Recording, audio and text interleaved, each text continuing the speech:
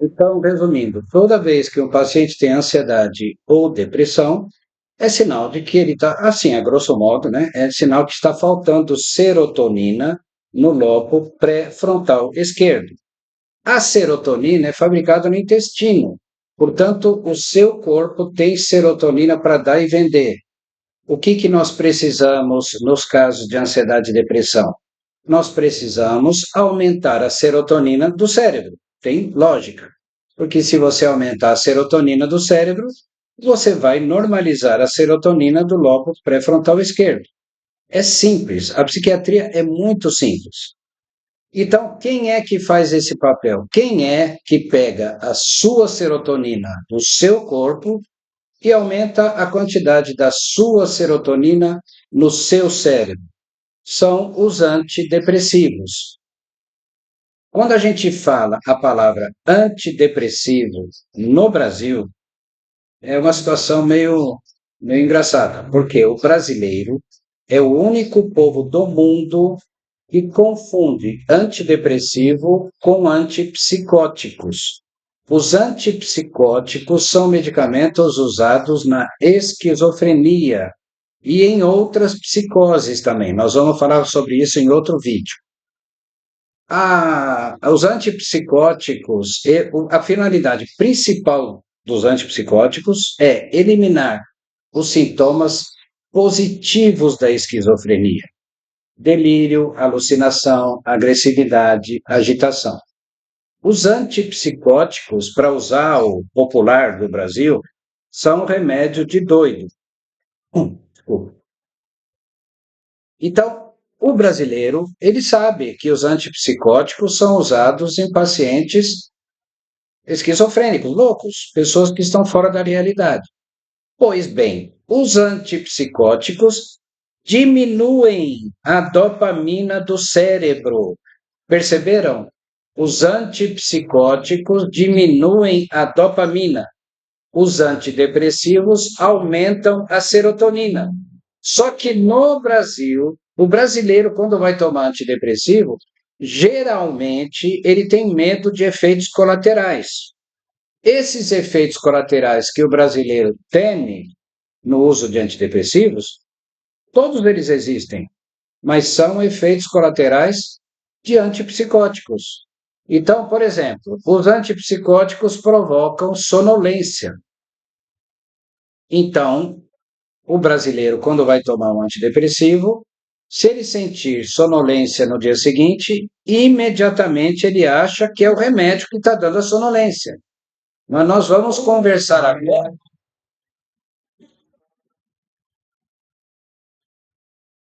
Não reparem não, que passou um doido aqui.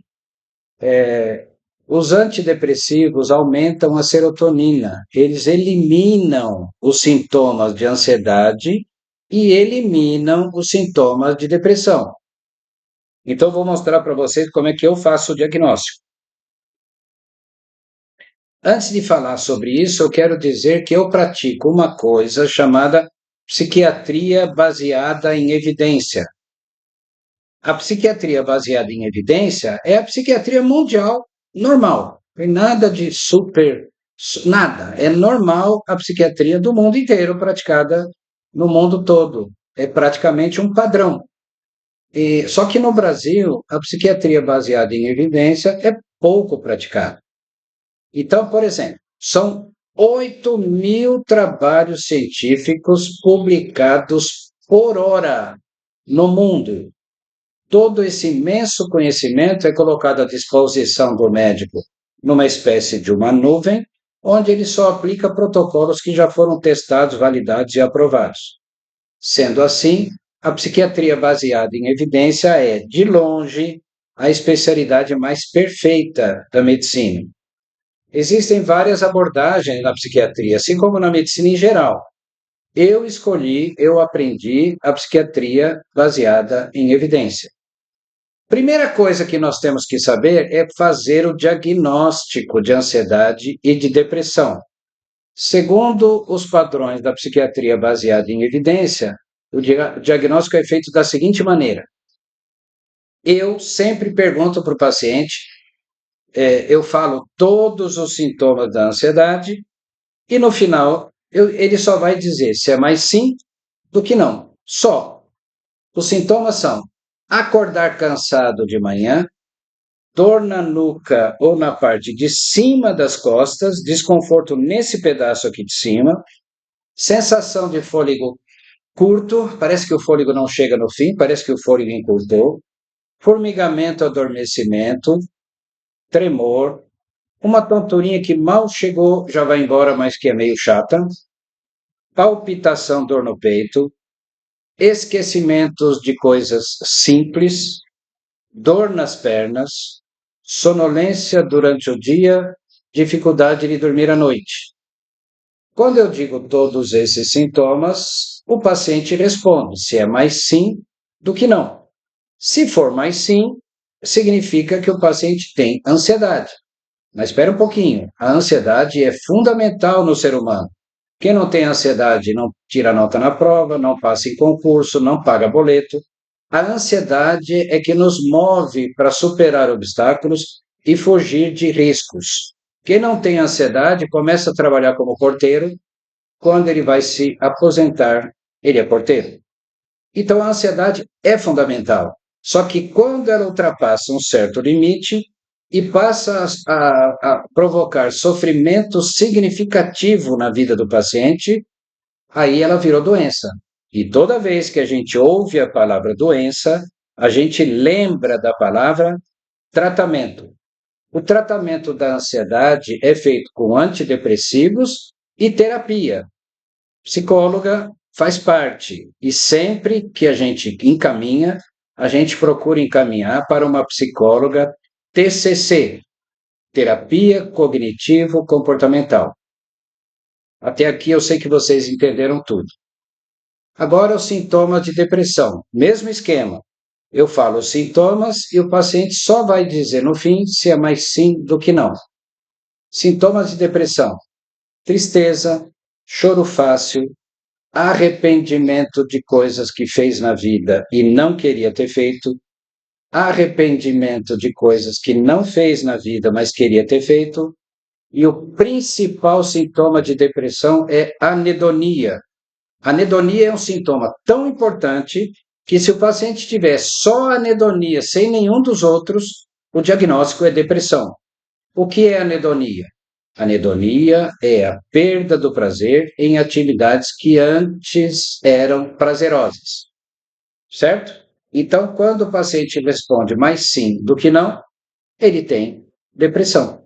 O tratamento da ansiedade e da depressão, como nós já falamos, é um só, é o mesmo, porque tanto na ansiedade como na depressão, o que nós temos que fazer é normalizar a serotonina do lobo pré-frontal esquerdo. Repito, estou explicando essas coisas de uma maneira bem simplificada. Na ansiedade também tem a participação da noradrenalina. Então, os antidepressivos são os remédios que curam a ansiedade e curam a depressão. A questão que nós temos que saber é a seguinte, pura lógica. Todos os remédios do planeta Terra têm dose. Sim, todo remédio tem dose. Não existe nenhuma pessoa que vá usar um remédio sem saber a dose. Então, todos os antidepressivos têm dose mínima e todos os antidepressivos têm dose plena. O que é a dose plena? É a dose em que o antidepressivo faz efeito, certo? Então, todo paciente, quando vai tomar um antidepressivo, ele sempre começa pela dose mínima. Essa dose mínima vai sendo normalizada de 4 em 4 semanas. Então, a cada 4 semanas, o médico vai normalizando a dose. Eu vou citar um exemplo só. A dose plena da sertralina é 200 miligramas. Primeiro mês, o paciente toma um comprimido, que é 50, né? No segundo mês, 2. No terceiro mês, 3. E quando chega no quarto mês, o paciente está tomando a sertralina na dose plena de sertralina. Até aqui vocês entenderam. Todo antidepressivo só vai fazer efeito quando ele está na sua dose plena. É a dose que ele faz efeito. Até aqui todo mundo entendeu o que eu sei. O tratamento da ansiedade e da depressão tem duas etapas. Ó, o dedinho, duas. A primeira etapa do tratamento chama remissão e a segunda etapa chama manutenção. O que é remissão? A remissão vai do primeiro comprimido de antidepressivo até o paciente ficar bem, saúde mental normal. Quando o paciente fica bem, a gente fala que o paciente remitiu. Remissão conseguida, a primeira etapa já foi. Fica faltando apenas a segunda etapa, que vocês lembram que é a manutenção.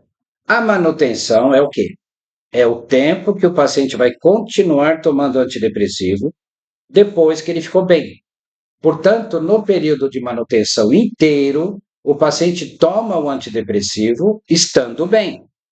Agora, muito paciente já me perguntou: peraí, doutor, se eu já estou bem, para que eu vou continuar tomando antidepressivo? Vocês perceberam que é uma belíssima pergunta? A resposta é a seguinte: os trabalhos mostram claramente, lembra que eu falei, 8.000 trabalhos científicos publicados por hora no mundo. Os trabalhos mostram que no primeiro tratamento da vida, o paciente tem que tomar remédio até ficar bem, o antidepressivo. Quando ele fica bem, é remissão. A partir da remissão, ele tem que continuar tomando por mais um ano. A manutenção do primeiro tratamento da vida é de um ano. Por quê? Porque os trabalhos mostram que se o paciente parar com menos de um ano de manutenção no primeiro tratamento da vida, a recidiva é de 60%. Volta tudo. Isso é um desastre, concordam? Então, para evitar esse problema, o paciente toma um antidepressivo até ficar bem, lembra? Dose plena, remissão. A partir daí, ele toma mais um ano, mesma dose. Terminou o ano de manutenção, o remédio é retirado, o paciente está curado sem remédio. No segundo tratamento da vida, a manutenção é 2 anos. Porque se parar com menos de 2 anos no segundo tratamento da vida, a recidiva passa para 70%. Então, se o paciente no primeiro tratamento da vida abandonar o antidepressivo com menos de um ano, muito provavelmente ele vai voltar a ter os sintomas de novo. E aí ele cai no segundo tratamento. Segundo tratamento, mesma coisa. Começa o antidepressivo, dose mínima até dose plena. Na dose plena, remissão. E a partir da remissão, 2 anos de manutenção. Por que 2 anos no segundo tratamento da vida? Porque se parar com menos de 2 anos, a recidiva é de 70%. A partir do terceiro tratamento da vida, a manutenção é para a vida toda. Porque se parar antes de morrer, a recidiva é 90%. Então, todo mundo aí já percebeu, amiguinhos, a importância da remissão do tratamento é fundamental. E a partir da remissão tem que ser cumprido o período de manutenção. O tratamento só é considerado tratamento se o antidepressivo chegou na dose plena, certo? Se o antidepressivo chegou na dose plena, o paciente já teve remissão, aí é considerado tratamento.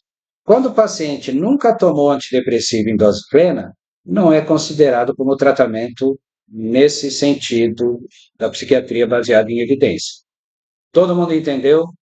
Então, se tiverem alguma dúvida, por favor, mandem por sua mensagem aqui no áudio, no vídeo. Doido apareceu aqui.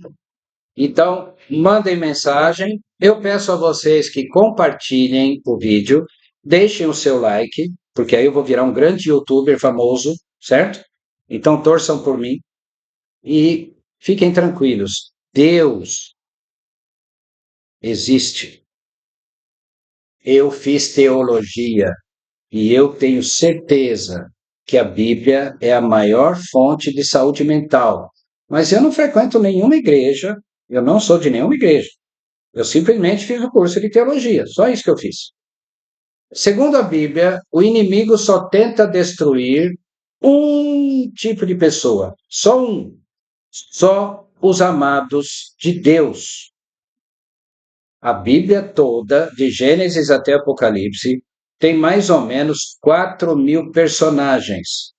Se vocês analisarem a vida de um por um, vocês vão perceber claramente que todos, sem nenhuma exceção, todos os amados de Deus da Bíblia tiveram pânico, depressão ou ansiedade. Nem Jesus ficou de fora, ele teve pânico, depressão, ansiedade. Até mesmo ideação suicida. Elias teve ideação suicida e o Jó teve ideação suicida. Então, o inimigo só tenta atrapalhar a vida daqueles que são amados de Deus. Eu repito, eu não frequento nenhuma igreja. E toda a espiritualidade faz parte, se possível, da cura. Porque quando você percebe que o que está acontecendo na sua vida é por um bom motivo, se o inimigo está fazendo algo de ruim, é porque Deus te ama. Acorda, certo? Então, se você parte desse princípio que é bíblico, não há como interpretar de outra forma, você vai ter mais sucesso no seu tratamento. Então, contem comigo sempre. Repito, deixem um like, compartilhem e deixem o seu comentário. Estarei sempre à disposição de vocês. A partir de agora, eu vou começar a fazer mais vídeos. Próximo vídeo, ele vai ser sobre um outro assunto. E fique de olho, que você vai chegar, salva o meu canal no seu computador, no seu celular. E eu agradeço a todos. Deus abençoe. Fiquem com Deus.